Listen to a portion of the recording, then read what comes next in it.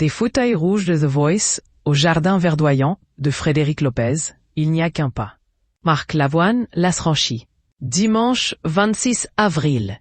Il était invité d'un dimanche à la campagne, sur France 2, aux côtés de l'écrivain Philippe Besson et de la comédienne et humoriste Constance.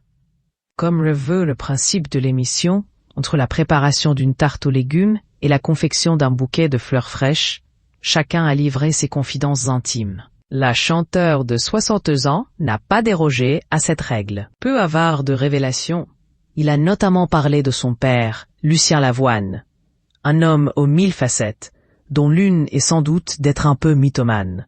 Un jour, j'avais 14 ans peut-être, je suis dans sa bagnole, et là il me dit « Regarde !» Et on passe devant des murs, et je le vois sur des affiches. A commencer par raconter Marc Lavoine. Il me dit « T'as vu ?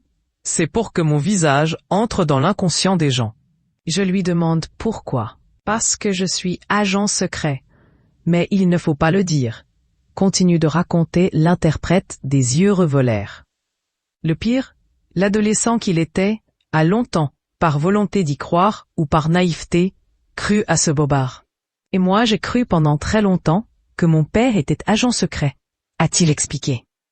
Ajoutons, perplexe. Comment tu veux raconter ça aux gens? Tu peux pas raconter à tes copains, mon père il est agent secret. On va se foutre de ta gueule. Finalement, qui était vraiment le père de Marc Lavoine? Auprès de Frédéric Lopez, le principal concerné a décrit son géniteur comme quelqu'un de cultivé, qui avait tout lu et qui disait des faux poèmes d'Aragon, des fausses phrases de Prévert. C'était aussi un homme un peu dépressif, contrarié par la vie, et donc acteur d'une vie inventée. Dans le reste de l'émission, Marc Lavoine s'est également confié sur l'éducation reçue par sa mère. Elle m'a élevée comme une fille.